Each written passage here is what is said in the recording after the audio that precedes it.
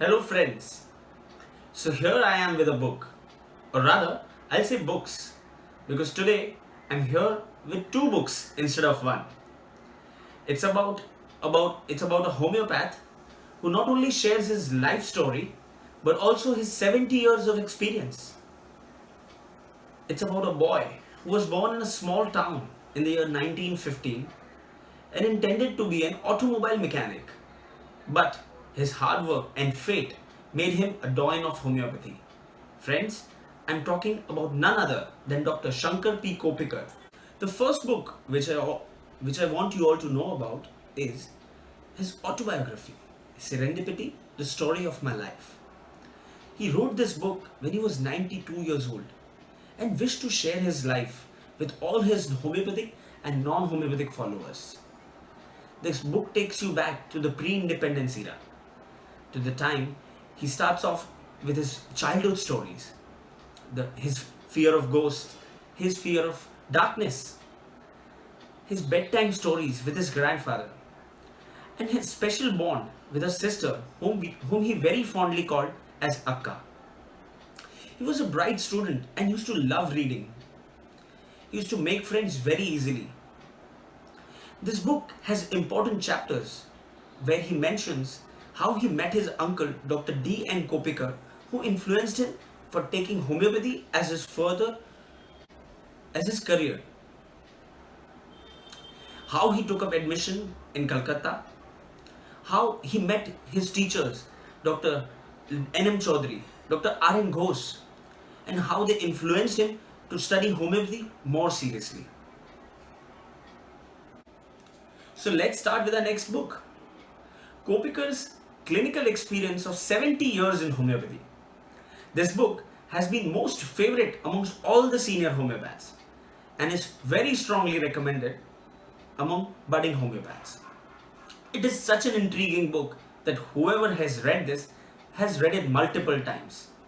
This book comes in 405 pages and is divided in 8 sections. It holds a foreword from one of the most eminent homeopaths, Dr. Jugal Kishore.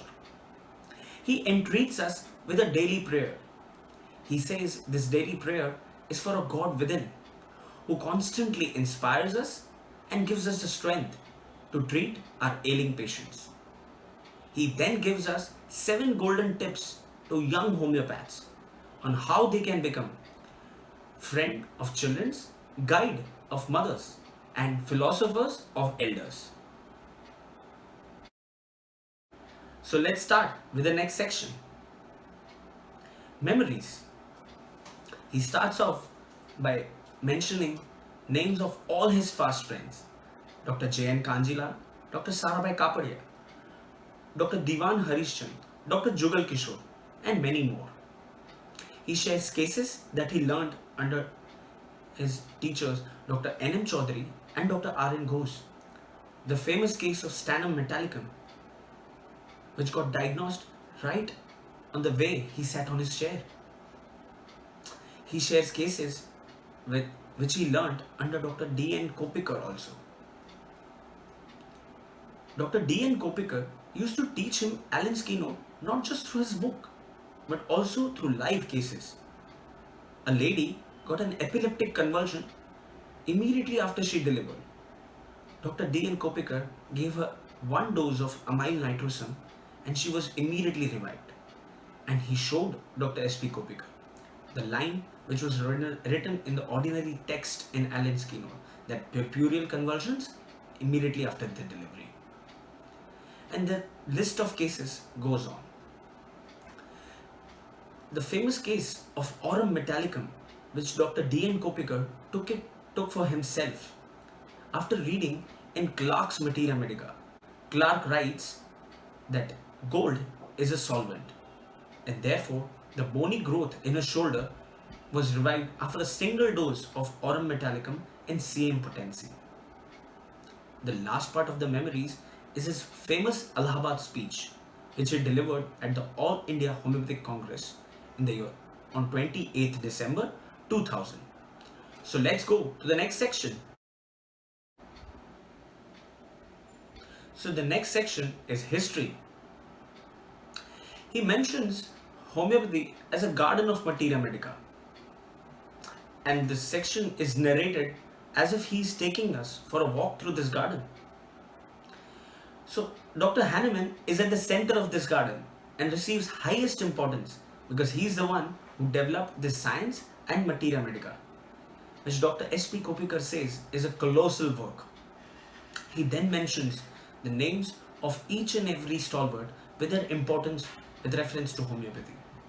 Dr. Boningersen, Dr. P.P. Wells, Dr. Richard Hughes, Dr. Margaret Tyler, Dr. J.T. Kent, Dr. Garth Wilkinson, and last but not the least, Dr. Burnett. The last section mentions the names of 3 people with reference to their contribution in high potencies: Lehrman, Dr. Dunham, and Jenny Chen. So the next section is Materia Medica. In this section, he intricately talks about how to study Materia Medica, how to develop the habit of reading Materia Medica, how to apply the knowledge of Materia Medica in your practice. What are the importance of remedy relationship? Like in a case of apoplexy, phosphorus should be followed after opium. He mentions here cases and lot of drugs, and he adds his clinical experience to each drug that he is talking about, like digitalis for prostate enlargement, petroleum for Meniere's disease and gastric ulcers. There are n number of clinical tips in this section, not just from his own practice, but also from the old literature. Let's go to the next section. So the next section is of repertory. There are just 2 chapters in this section, but a must read for all the young homeopaths. He mentions here about a book by G.I. Bidwell on how to use a repertory. It's an eye-opener for all the young homeopaths. So the next 2 sections are practice and therapeutics. These 2 sections are filled with his insights from the classical literature. He tells us how to solve a case right beginning from the chief complaint, which he calls it as an entrance complaint, coming to the dose selection, potency selection, and by giving reference from 6th edition of Organon, he has suggested the use of wet doses over dry doses. Again, these 2 sections are filled with cases and clinical tips. Then comes the most important part of this section. On 3rd November 1932, Dr. Margaret Tyler delivered a lecture at British Homeopathic Society by the title Hahnemann's Concept of Chronic Diseases as Caused by Parasitic Microorganisms. This whole speech is given in this section, and it is a must read for all of us as it clarifies our basic ideas for miasmatic prescribing. He then takes up few therapeutics like tuberculosis, renal colic, and allergic bronchitis. So let's go to the next section. Research. From its literary meaning from Oxford Dictionary to explaining its importance in a homeopath's life. He says that it is by research that we can pay back to our science. The clinical experiences, what we observe in our practice, should be brought out in a research form so that the science can survive. Let's go to the next section. Miscellaneous, the last section. He concludes by giving few suggestions about homeopaths focusing on specialty practice. What should be a homeopath's professional fees, and understanding few economics about homeopathic practice. So this was a small attempt to lure you towards these 2 books. Hope you like our video. Please share your views in comment section, and please follow us on Facebook, Instagram, and YouTube. Thank you so much.